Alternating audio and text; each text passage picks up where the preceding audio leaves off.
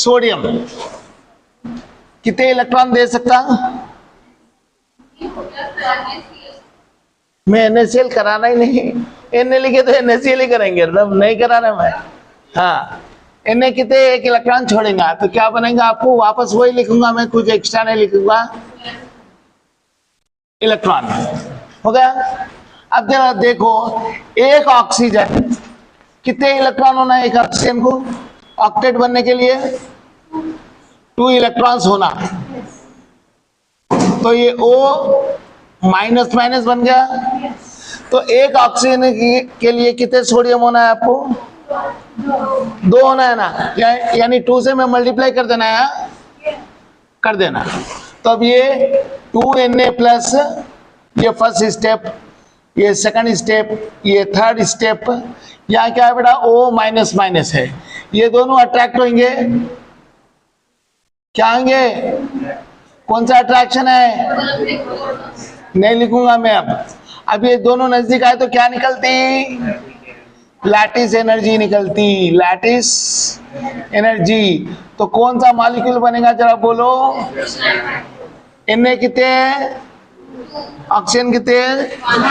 Na2O। हो गया? नेक्स्ट,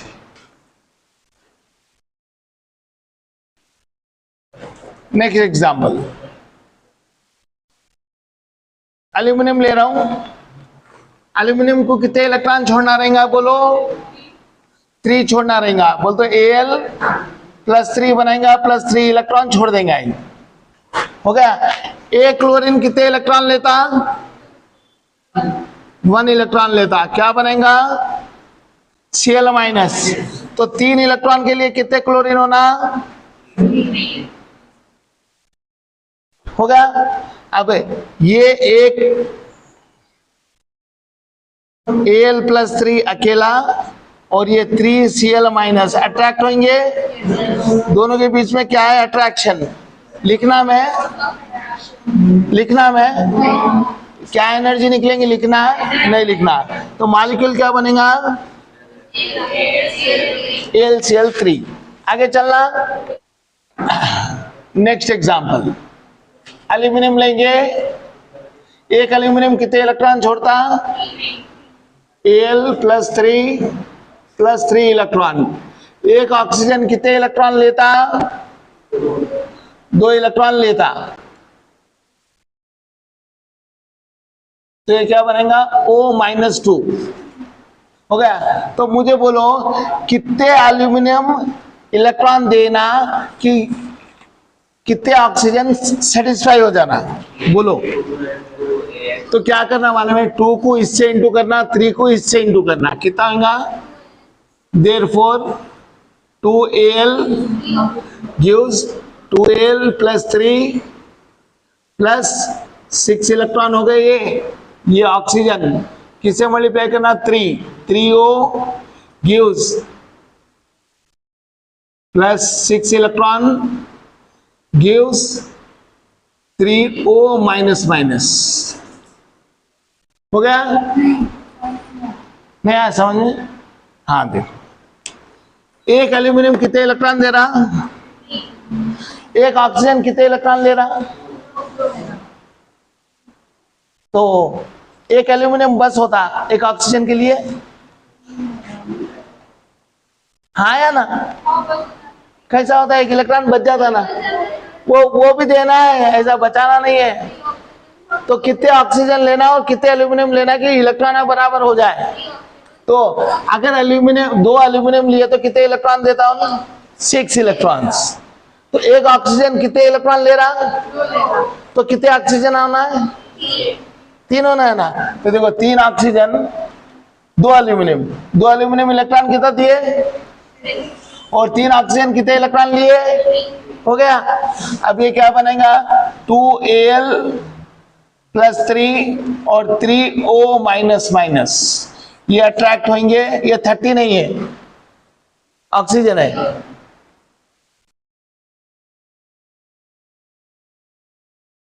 हो गया? तो अब ये क्या बनाएंगे बेटा? Al2O3। यहां पर क्या एनर्जी निकलेंगी? Lattice energy. आगे चलना,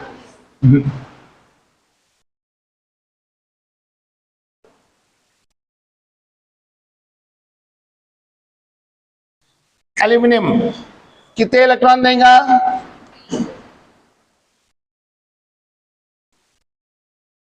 एक क्लोरीन कितने इलेक्ट्रॉन लेगा? तो इसको भी 3 बनाना, तो क्या करना?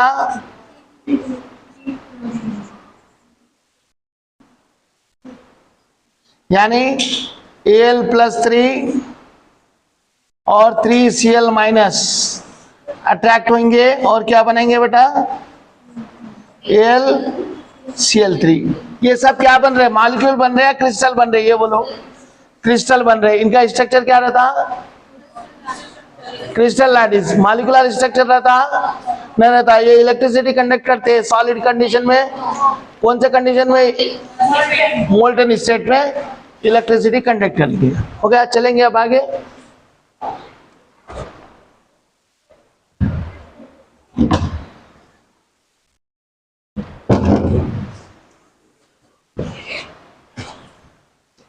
Covalent bond.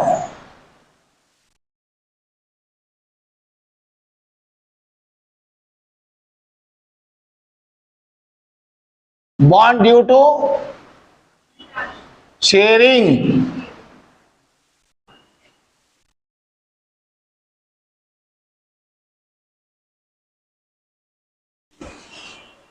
जरा सोचो बेटा 1 मिनट के लिए।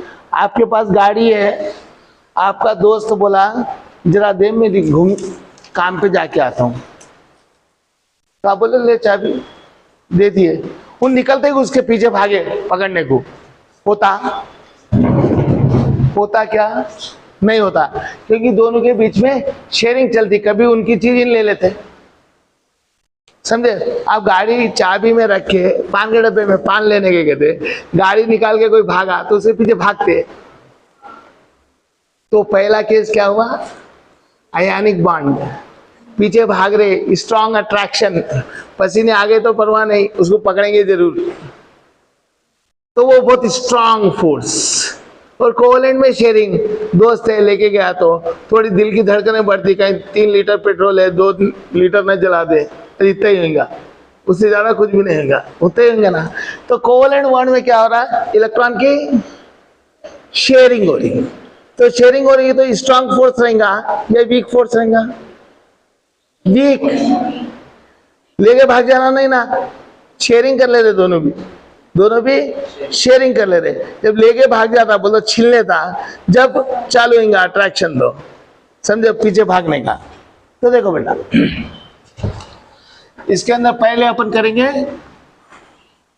Non polar covalent bond. Non polar covalent bond.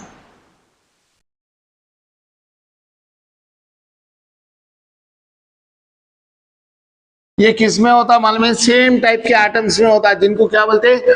होमो एटॉमिक मॉलिक्यूल्स।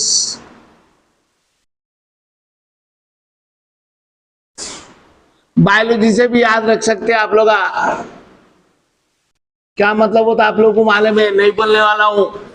होमो एटॉमिक मॉलिक्यूल्स। एग्जाम्पल, एक हाइड्रोजन को कितने इलेक्ट्रॉन है? और एक हाइड्रोजन को कितने इलेक्ट्रॉन है? एक। ये 1 हाइड्रोजन है, सेकंड हाइड्रोजन है।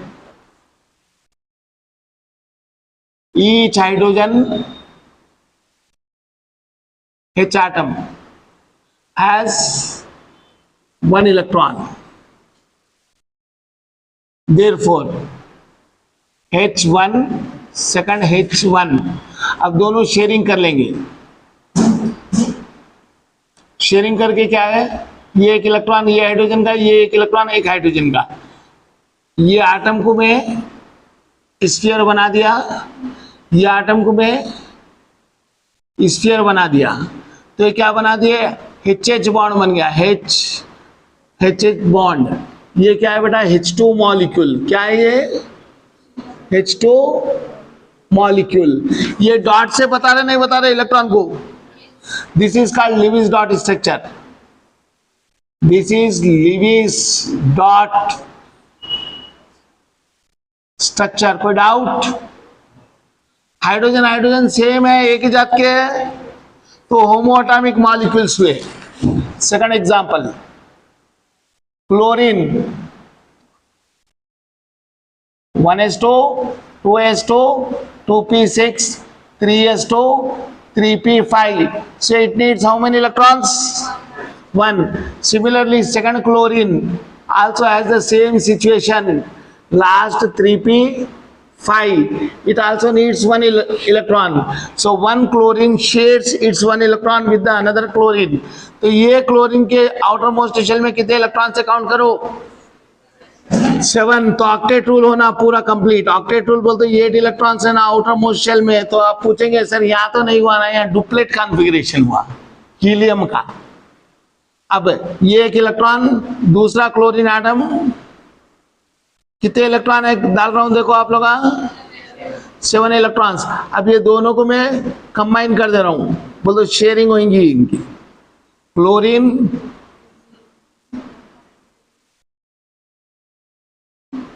ये क्लोरीन, ये इलेक्ट्रॉन किसका है? ये क्लोरीन का। ये इलेक्ट्रॉन किसका है? ये क्लोरीन का। अब बोलो बेटा ये पेयर किससे बना? बॉन्ड की वजह से बना। इसको बोलते हैं बॉन्ड पेयर ऑफ इलेक्ट्रॉन। इसको क्या बोलते हैं? Lone pair of electron. ये बॉन्ड बोल तो बॉन्ड में काम आया, और ये दूसरे पेयर बने हैं वो विदाउट बॉन्ड के हुए, विदाउट बॉन्ड के। सो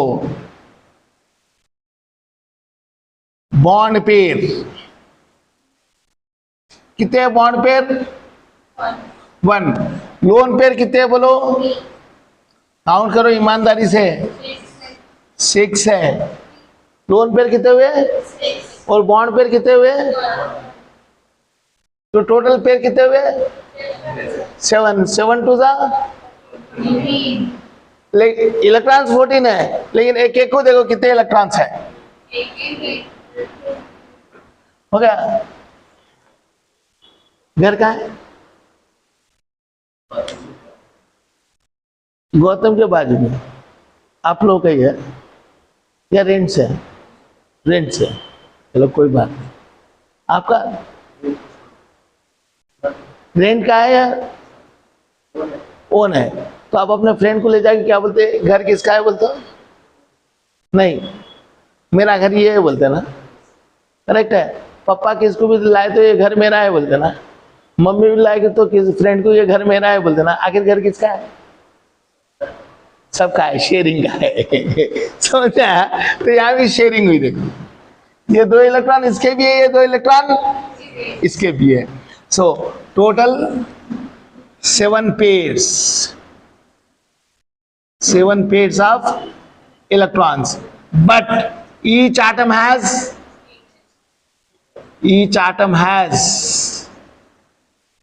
8 electrons in outermost shell है।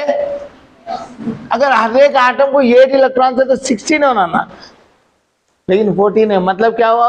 वो एक पेयर दोनों के लिए काउंट हो रहा। ये दिमाग में बिठाना है। 8 electrons in outermost shell, complete. Next चलेंगे। ये क्लोरीन क्लोरीन मिलके क्या बनाए बेटा? Cl2 बनाए।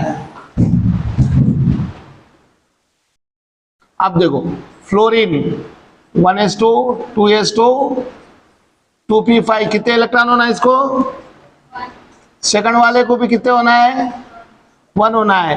तो फ्लोरीन के आउटर मोस्ट शेल में कितने इलेक्ट्रॉन है? जल्दी 7। और एक फ्लोरीन को कितने इलेक्ट्रॉन है?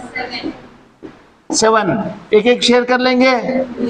शेयर करके क्या ऑक्टेट कॉन्फ़िगरेशन आता है? क्या काउंट करो कितने लोन पेयर ऑफ इलेक्ट्रॉन्स है, बॉन्ड पेयर ऑफ इलेक्ट्रॉन्स? हाँ, लोन पेयर 6 है, बॉन्ड पेयर कितने हैं? 1।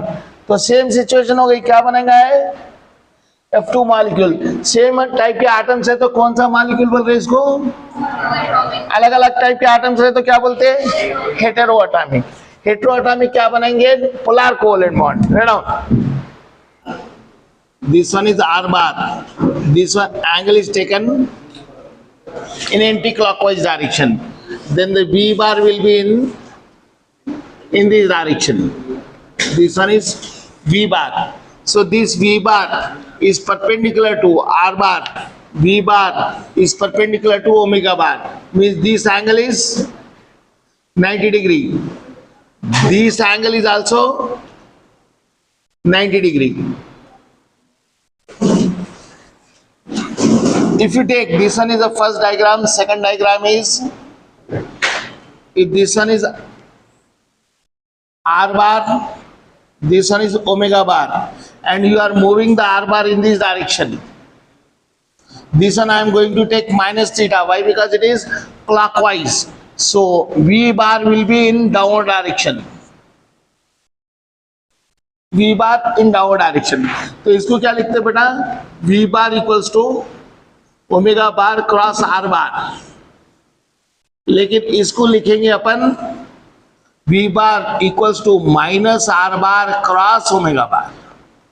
साइन नेगेटिव हो जाता. अब ये दो वेक्टर को क्रॉस करे तो जो फाइनल आंसर आया वो भी क्या है? वेक्टर है. अगर ये वेक्टर है तो इसको यूनिट वेक्टर रहेगा ना. Since result of omega bar cross r bar is vector physical quantity, vector physical quantity,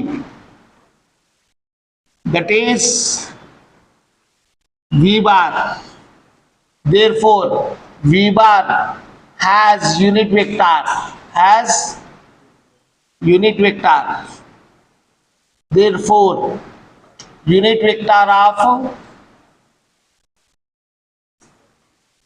V bar is n cap equals to, क्या है बेटा? वेक्टर क्या आएंगे आपने को? Omega bar cross R bar आएगा. Omega bar cross R bar. इसका modulus क्या रहेगा? Modulus of omega bar cross R bar. इसका एग्जांपल कल दिया था बैंगल, और बैंगल को किस में डाल देना है? हाँ, स्टिक में डाल के घुमाओ. Know example. Find unit vector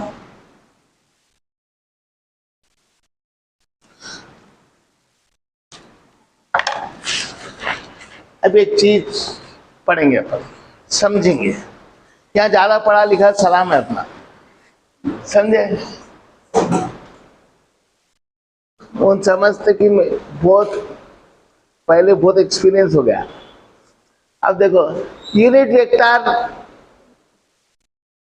और उसके खुद के वेक्टर में एंगल कितना रहता? 0 डिग्री. समझ में आ गया?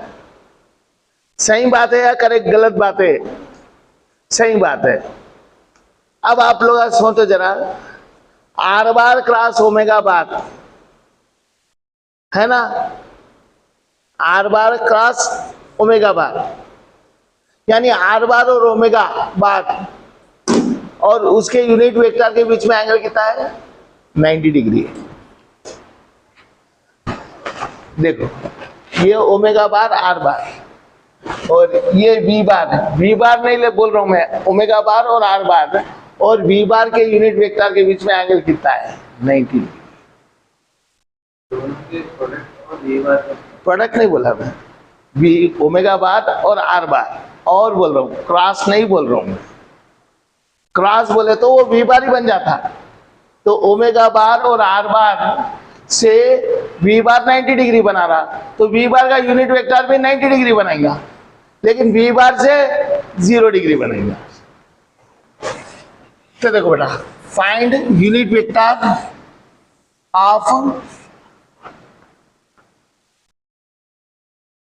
V bar from omega bar equals to 2i plus j plus 3k radian per second, and R bar equals to I minus j plus 3k क्या मीटर. सोल्यूशन. इसके लिए क्या करना है, पहले आप लोगों का क्रॉस निकालना है। V bar equals to omega bar cross R bar. V bar equals to omega bar का वैल्यू कितना है, I J K, this one is 2 1 3, next this one is 1 minus 1 3. Now V bar equals to I cap 1 3s are 3 minus 1 into 3 minus 3 minus into minus plus 3 minus j 2 3s are 6 minus 1 3s are 3 plus k cap 2 into minus 1 minus 2 1 1 formula का minus 1. This one is V bar equals to 6i cap minus 3j cap minus 3k cap. ये क्या आ गया आपको, V बार आ गया। V बार बोलते हैं किसके बराबर है, omega bar cross R bar. So modulus of V bar equals to modulus of omega bar cross R bar equals to under root 6 square plus 3 square plus 3 square. This one is 36 plus 9 plus 9 54. देखो बेटा, so therefore n cap equals to omega bar cross R bar by modulus of omega bar cross R bar. इसका value कितना है आपको, 6i minus 3j minus 3k cap divided by root 54. आगे कुछ करना है तो कर लो, 27 9 कर सकते हैं। 6i cap minus 3j cap minus 3k cap divided by 9 6 लिख सकते हैं। 9 का रूट क्या था, यार 3 कॉमन ले लो, 2i minus j minus k cap divided by 3 root 6. 3 get cancelled, so n cap equals to 2i cap minus j cap minus k cap by 6. हो गया। Now circular motion,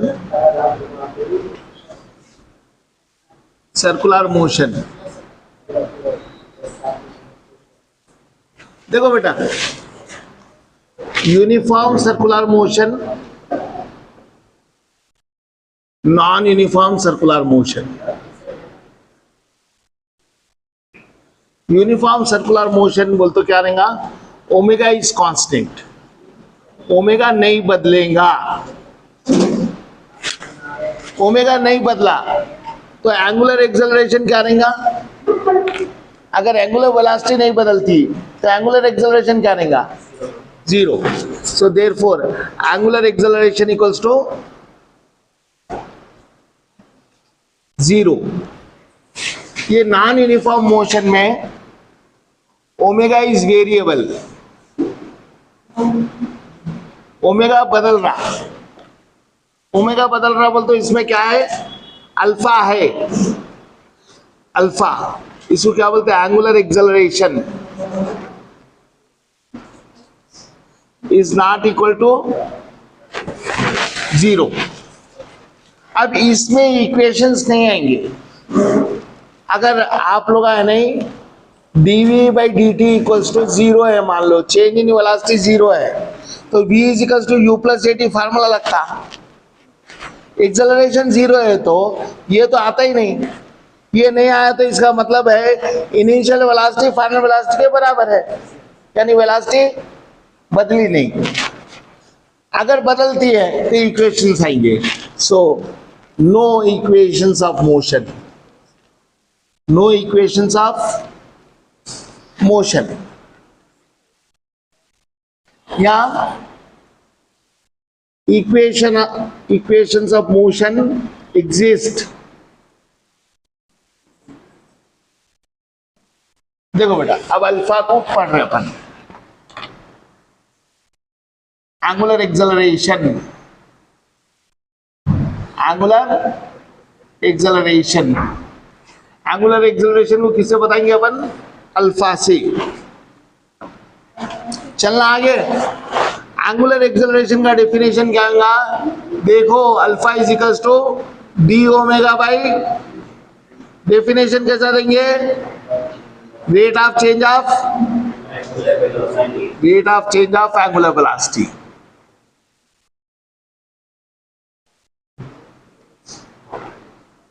rate of change of angular velocity क्या बोलेंगे अपन,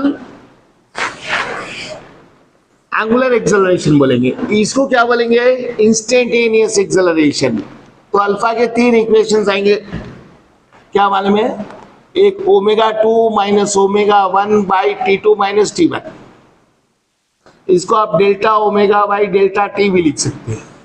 इसको average acceleration, ये D omega by D T लिखे तो इसको क्या बोलते हैं, इंस्टेंटेनियस एक्सेलरेशन। ये कौन सा है, एवरेज एक्सेलरेशन, जो अपन पढ़े थे v के लिए वही यहाँ पर है।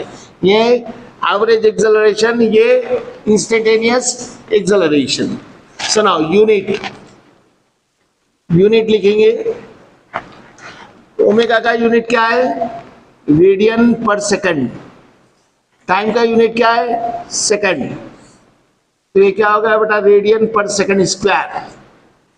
डायमेंशनल फार्मूला क्या होगा इसके लिए, रेडियन का डायमेंशनल फार्मूला नहीं है, टाइम का डायमेंशनल फार्मूला टी स्क्वायर, तो इसको टी टू द पावर -2, इसको लिखते हैं m to the power 0, l to the power 0, t to the power -2। हो गया। देखो इक्वेशंस ऑफ मोशन,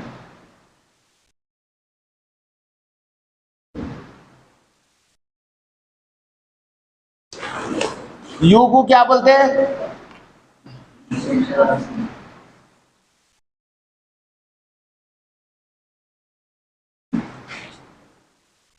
तो यहां ओमेगा नॉट को बोलेंगे initial angular velocity, initial angular velocity. या v को क्या बोलते हैं अपन, velocity after t second, velocity after t second. ये क्या लिखेंगे, velocity, angular velocity after t second.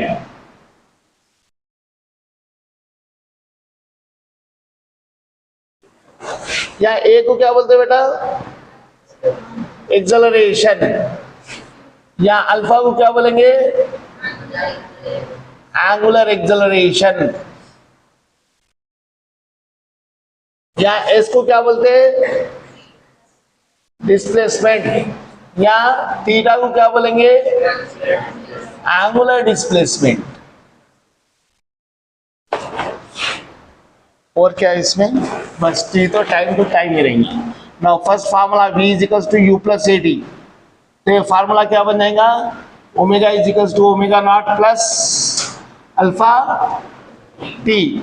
Second formula S equal to UT plus half D square. ये फार्मूला क्या बन जाएगा बोलो, एस की जगह क्या लेंगे, omega naught T plus half alpha T square. Next B square minus U square equals to 2as। ये क्या बन जाएगा, omega square minus omega naught square equals to 2 alpha theta. Now Sn is equals to u plus a into n minus half. ये क्या बन जाएगा, theta n equals to u plus alpha into n minus half. हो गया, same है। देखो वो kinematics थी, लीनियर काइनेमेटिक्स। हाँ, ओमेगा नॉट लिखना, कहाँ पर, angular velocity after t second. हाँ, तो ये लीनियर मोशन में था, ये किससे फार्मूले, सर्कुलर मोशन में। सेम, कुछ भी फर्क नहीं है। तो लीनियर एक्सेलरेशन ड्यू टू, अब आप लोग ये पढ़े, ये डायरेक्शन में कौन सी वेलोसिटी रहती है, एंगुलर वेलोसिटी। ये डायरेक्शन में कौन सी वेलोसिटी रहती है, लीनियर वेलोसिटी। लीनियर वेलोसिटी का क्या बदलता और क्या नहीं बदलता? डायरेक्शन बदलता और मैग्नीट्यूड सेम रहता है। Since direction of v changes, therefore there is linear acceleration in circular motion. Circular motion, या ध्यान से देखो बेटा, तो लीनियर एक्सेलरेशन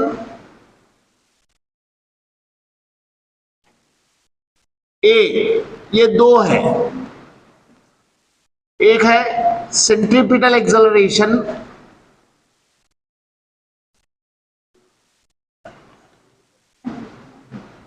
इसको लिखेंगे एसी, दूसरा है टैंजेंशियल एक्सेलरेशन,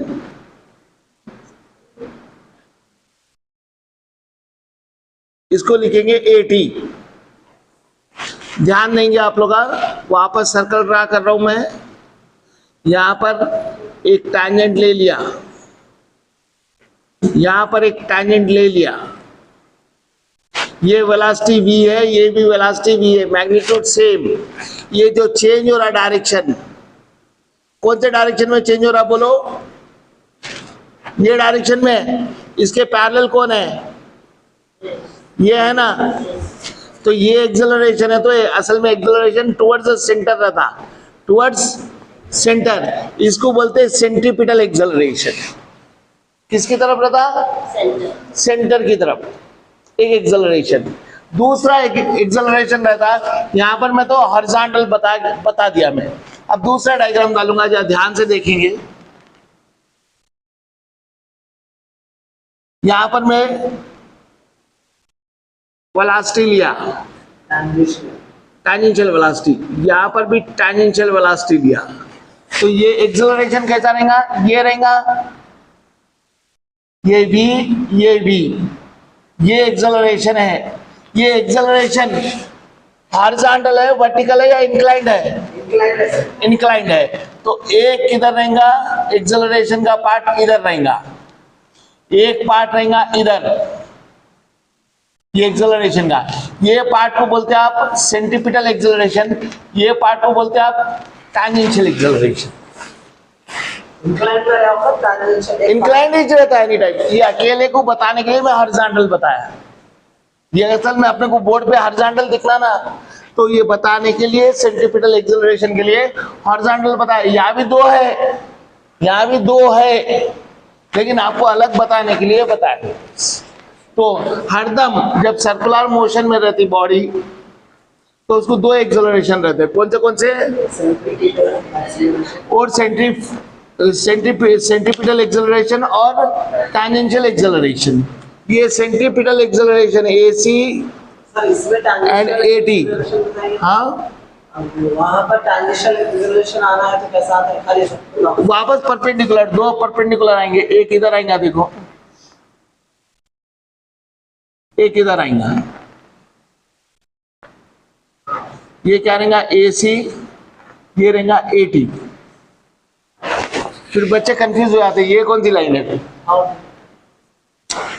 या कैसा बताना मैं? टुवर्ड्स द सेंटर, इसीलिए इसको पैरेलल लाके मैं बताया टुवर्ड्स द सेंटर में। समझ में आया? तो देखो अब दोनों भी फॉलो कर दो। AC and AT are perpendicular to each other, perpendicular to each other, therefore a net acceleration, कौन सा लॉ लगाएंगे? Parallel law of vectors. दो वेक्टर्स है ये दो वेक्टर्स के बीच में एंगल क्या है? 2AC AT cos 90। cos 90 कितना होता? AC square plus AT square हो गया। ये ए नेट है। चलना आगे, देखो बेटा, since B is equals to R omega, पढ़े आप लोग? इसको मैं for small angle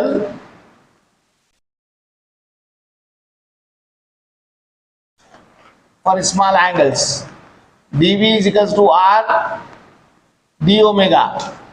Now differentiate with respect to time, so it becomes dv by dt equals to r into d omega by dt. dv by dt क्या होता है? r.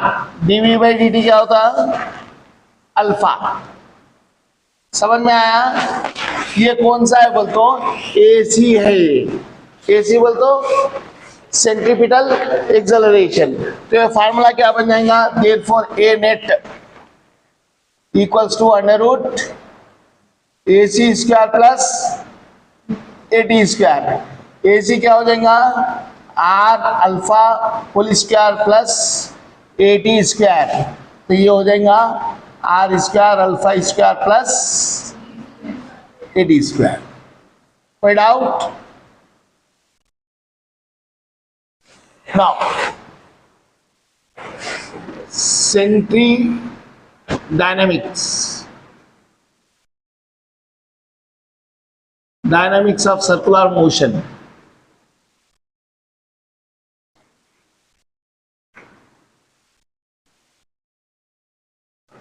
देखो बेटा, ऑपोजिट टू सेंट्रीपिटल फोर्स. आप याद रखो, centripetal acceleration है. Centripetal acceleration है तो सेंट्रीपिटल फोर्स भी रहेगा. F इजिकल्स टू एम में आप लोगों को न्यूटन सेकंड लॉ में पढ़ा है. फोर्स कहां से पैदा होता है? एक्सेलरेशन से. तो वो कौन से भी टाइप का एक्सेलरेशन रहो उसको फोर्स रहेगा. तो यार सेंट्रीपिटल एक्सेलरेशन पढ़े अपन, तो सेंट्रीपिटल फोर्स रहेगा. कौन सा फोर्स रहेगा? तो अपोजिट टू सेंट्रीपिटल फोर्स, ये किसकी वजह से? Due to AC. एसी के एसी बोल तो सेंट्रीपिटल एक्सेलरेशन की वजह से सेंट्रीपिटल फोर्स है. There is reaction force called centrifugal force.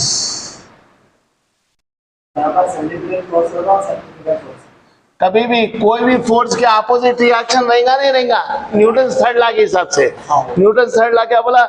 जहां एक्शन है वहां रिएक्शन रहेगा. तो अब देखो ध्यान से आप लोग सुनो. सेंटर की तरफ कौन सा फोर्स है? सेंट्रीपिटल.